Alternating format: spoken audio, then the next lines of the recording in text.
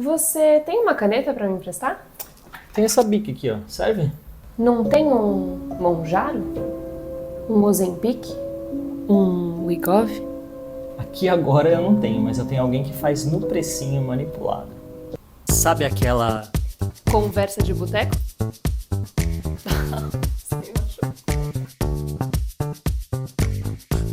Brincadeiras à parte, nos últimos anos a gente realmente teve a chegada desses medicamentos que são os análogos do GLP-1, do GIP, que são Ozempic, Mounjaro, mais conhecidos como as canetas emagrecedoras. E aí realmente muita gente ficou curioso para usar ou com medo de usar, porque essas medicações mudaram o cenário da obesidade no mundo e mudaram a velocidade de perda de peso para muitas pessoas. E essas medicações são bem inovadoras, porque antigamente os remédios utilizados para emagrecer tinham muitos colaterais, né? Principalmente pensando em saúde cardiovascular. E agora a gente está vendo um monte de gente emagrecendo muito rápido, né? Uma velocidade muito grande de perda de peso.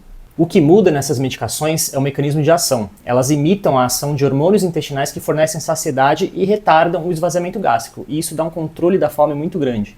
Isso vai diminuir sua vontade de comer. E mesmo se você tiver vontade de comer, vai ser difícil, porque o seu estômago vai estar cheio.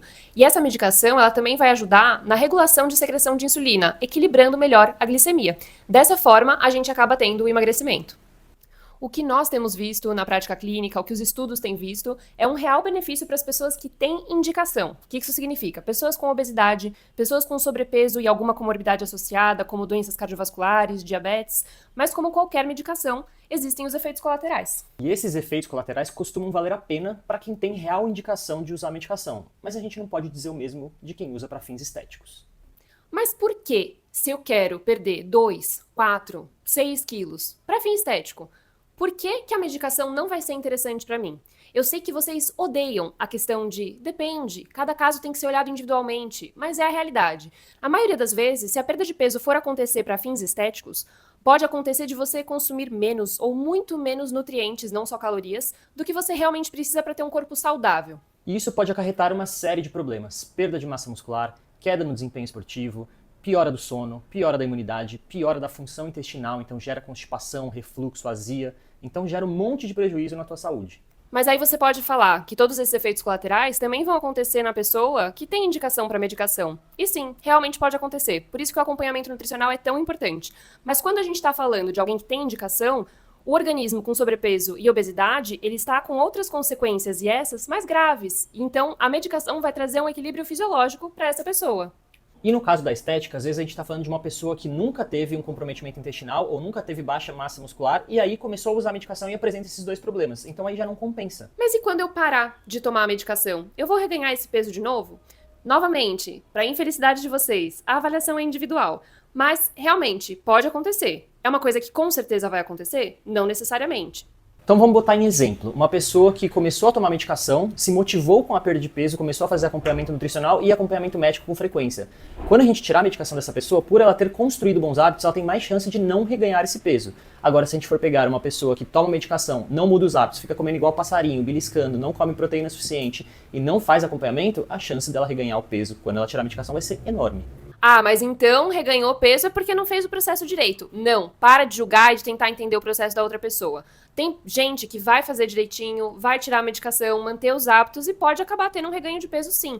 Como qualquer doença crônica, o tratamento também deve ser de forma crônica. E para algumas pessoas, o tratamento inclui medicação a longo prazo.